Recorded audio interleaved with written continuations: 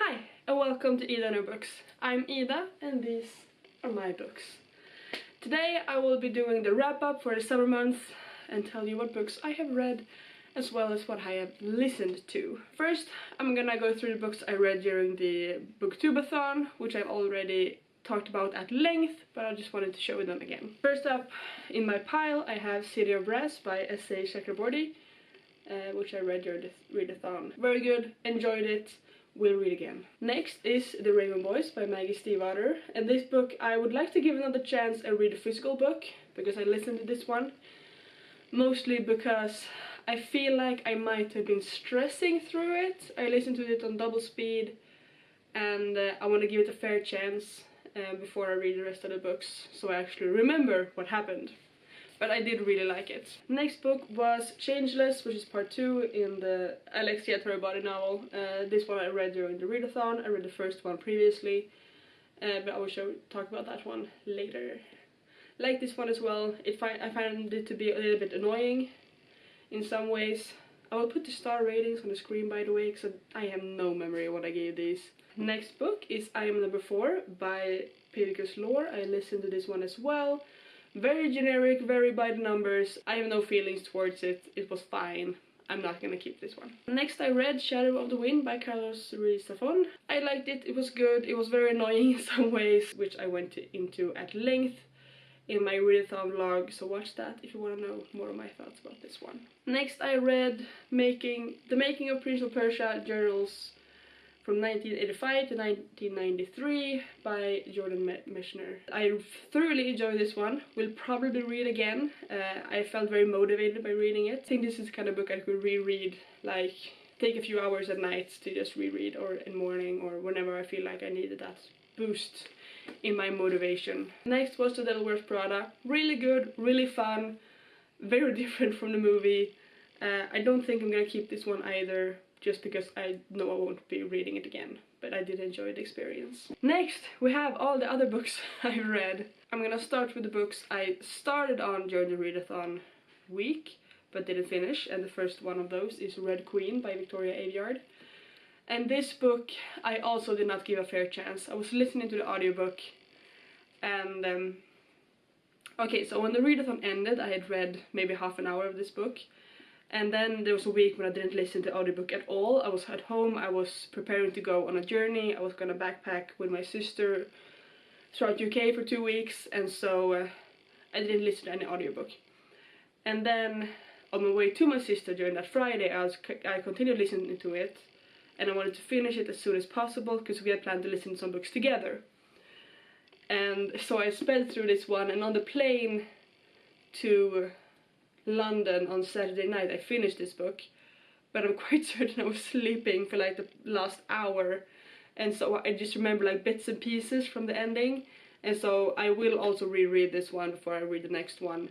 I did enjoy it very much. I don't remember how it ended, and so I'm gonna reread this one. Next book I also started during the readathon week, and that is The Guardians by Andrew Piper, and this book, it annoys me so much. First of all, there are 4 female characters, 4 women, where 3 of them get kidnapped, and 2 of those have no dialogue in the entire book as far as I can remember. The 4th woman was there.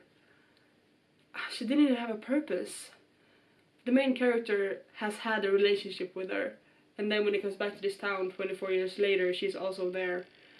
And she's the kind of character where if you could trade the character for a lamp, and the story wouldn't progress any differently. And that very much annoys me. It was very much a man's story, and those do not interest me at all. I did not like it. It did not scare me. It's supposed to be a horror. It was not scary in any way. Did not like it. Will not keep it. These are in no particular order, I just stacked them in front of me.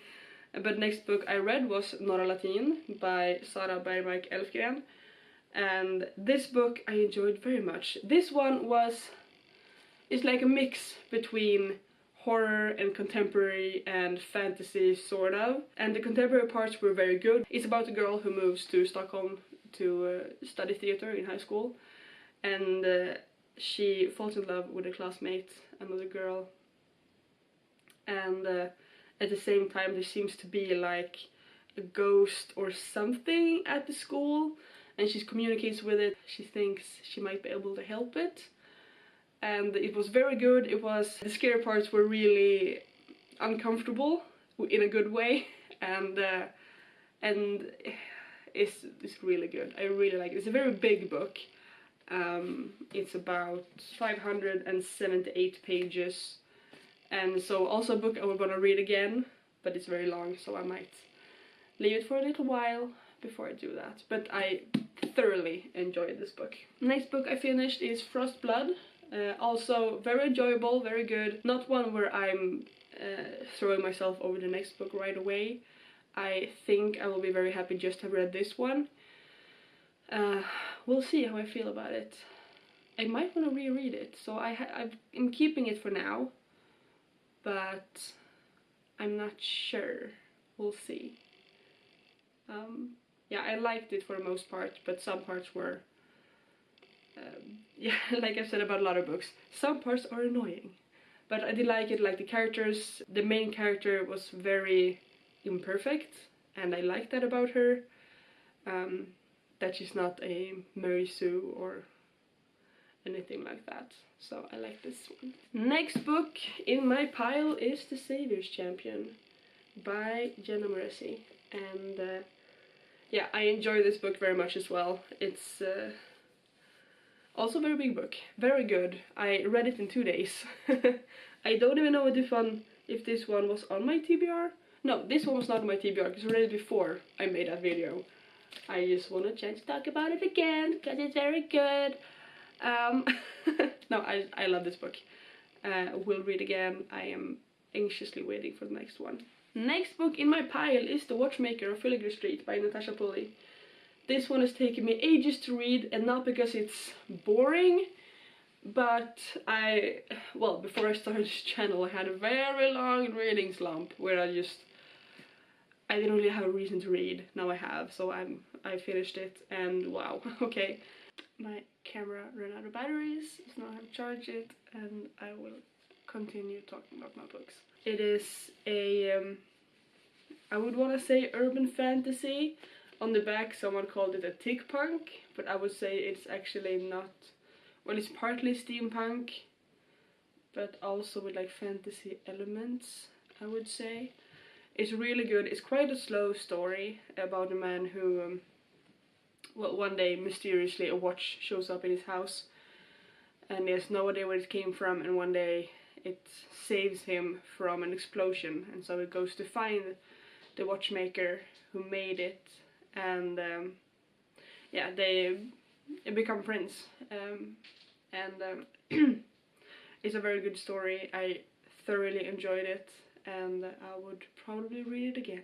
Next book I read was Art in the Blood by Bonnie McBird, and I enjoyed this one as well. I still can't make up my mind if I've read it before or not. I recognize some parts of the ending, but I don't know if I've just read similar things somewhere else, or if I've actually read this one before. I did like it though. I have some problems with it. The Sherlock Holmes stories are sort of a guilty pleasure. I like my stories to have women in them. I like them to have strong female characters. I prefer when main characters are women, but these books, I just love Sherlock Holmes, and in this one specifically I don't mind the lack of female representation. I can find that elsewhere, but I still really enjoy this one. Next book was The Case of the Captive Clairvoyant, Big Street Boys, by Anthony Reed. I got this from my sister for my birthday, and then I read it this summer. It's a children's book. Is that what middle grade is? Well, it's a book for children.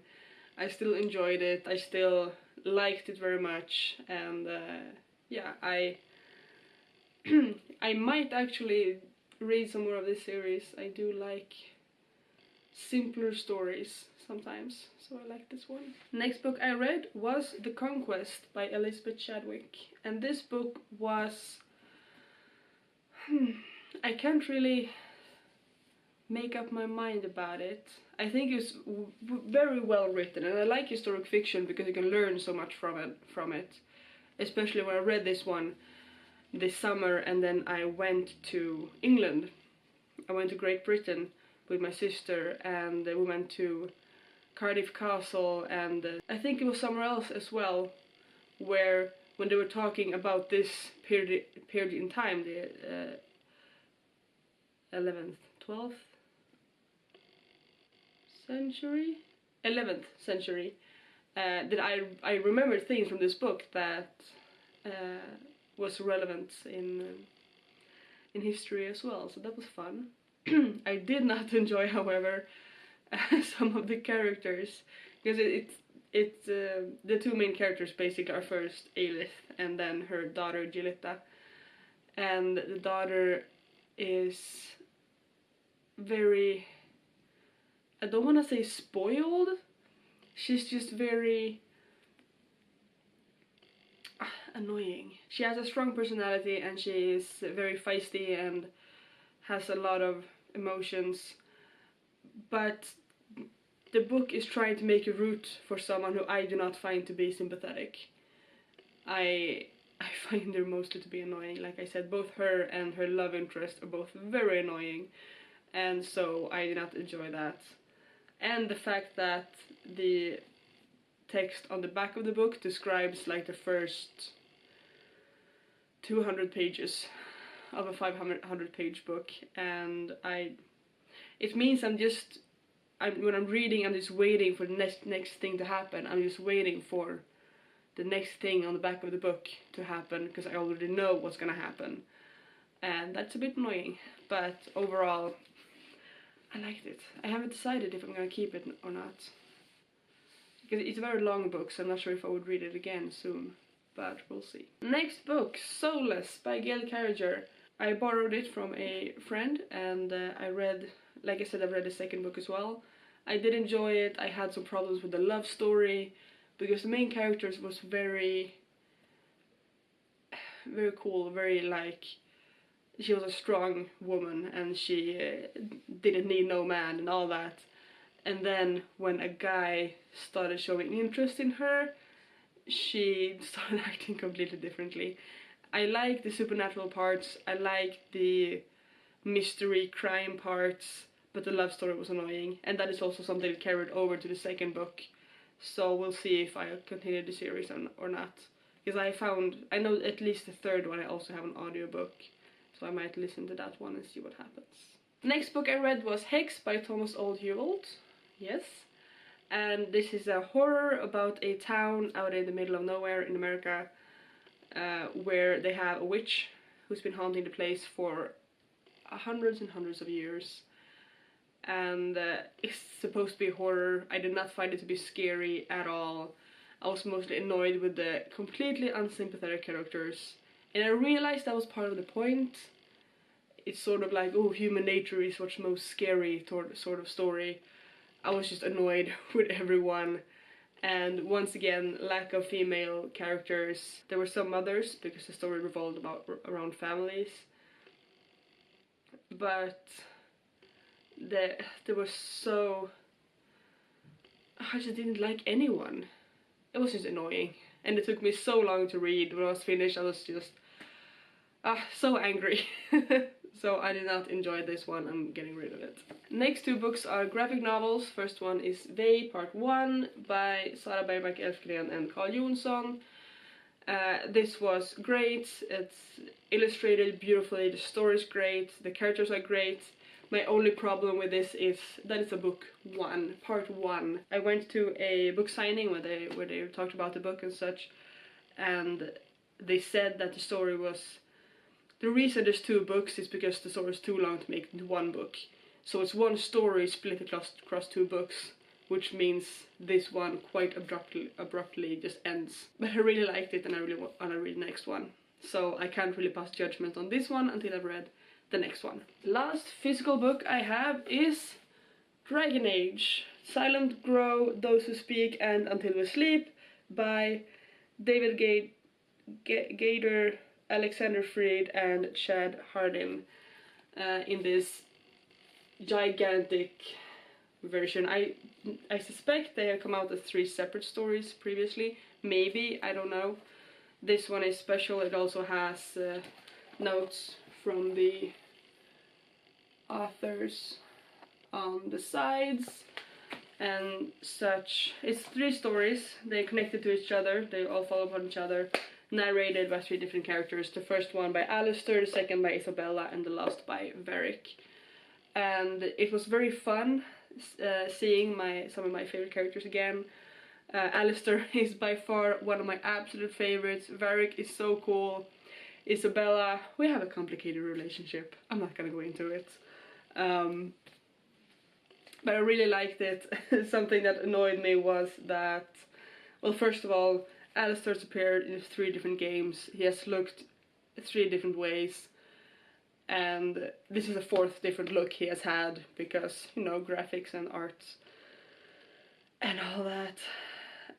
So for the first few pages I was just really annoyed that neither he nor Varric or anyone else looked like they do in the games. But it's still beautifully illustrated, it's great stories, and I really enjoyed it. These books I don't have physically with me, so I will put the picture here on the side. I borrowed some books from my sister, which I have since returned, and that's why I don't have them. So I've read 5 books by Magnus Nordin, Svart drama, Tystnadens hus, Förföljaren, Skuggvarelser and Blodets röst. The first 3 are horror mystery types of stories. Really enjoy them. I've read all of these before and I reread them and they're still very good. I think they're meant for an audience slightly younger than me, but I still really like them. I still really enjoy them. He also writes about characters who are like not entirely sympathetic all the time, but I still really enjoy the stories, and these are stories that can actually, you know, scare me. In difference from Hex or The Guardians, which I talked about previously. Skuggvarelser and Blodets röst are first two parts in a series, where I'm currently reading the 3rd one, which I forgot to say in my TBR that I'm gonna finish that book, but I'm saying it now. And those 2 are about a boy who lives at Gotland, an island outside of Sweden. And in the first book, a family moves into an empty house in his town, and he becomes very intrigued by the young girl who moves in, and they might not be who they say they are, or something or other. And then there's a 2nd and 3rd book in the series. Yeah, I really like them. I really like them, they're very good. Next are the books I have listened to. I use Storytel to listen to books, and they have quite a lot of books, both new and old. Not always complete series, which is annoying, but I have listened to a lot of books there. So these are not in the order I read them, but I'm gonna go through the list as I wrote it. First one is Simon versus the Homo Sapien Agenda, which is a book that me and my sister listened to when we were backpacking in Great Britain. We decided to listen to the book and hopefully watch the movie while we were traveling, but when we got to Cardiff and had time to actually go to the cinema, they didn't have the movie there. I think they might have stopped showing the film, but we listened to the book. It's amazing, it's great, I love the language, I love the person reading it. What gets annoying with audiobooks is that he has a lot of email conversations with Blue, and every time they do, the person reading has to say hour-to-hour.note-to-note@gmail.com to bluegreen118@gmail.com regarding and all that every single time, and it gets annoying. But it's a short book, it's fun, it's very light-hearted, and I really enjoyed it. Next book we listened to together was The Handmaid's Tale by Margaret Atwood, and I did not enjoy that book. First of all, when we started listening to it the first time, I fell asleep. I got like an hour at most into the audiobook, but we were on a train, I was so tired, so I just missed the beginning of it, so I had to re-listen to it. And there was a lot of things you just didn't understand. Even reading the synopsis on Storytel, it just didn't make any sense. The character, the main character is supposed to be like 30, but the woman reading sounded like she was like 50, which was weird. It was, oh, I just did not enjoy it at all. It was really weird. And I've heard the TV series is great, that's why we wanted to listen to it. And now this TV series seems to be nothing like the book, so I might have to look into that again. But did not like, did not enjoy, no. Next book I listened to, I don't remember exactly when this was, because that's a problem with Storytel. I have to write down myself when I read the books. When I read the books I remember when. But I listened to The Sin Eater's Daughter. It might have been in May. It might also have been in June, I don't remember. But The Sin Eater's Daughter by Melinda Salisbury. And it's a story about a girl who lives at the court. She is engaged to the prince, and she has the power to kill people with her touch. And the only one immune to this power is the prince. And one day she gets a new guard because her old one's sick, and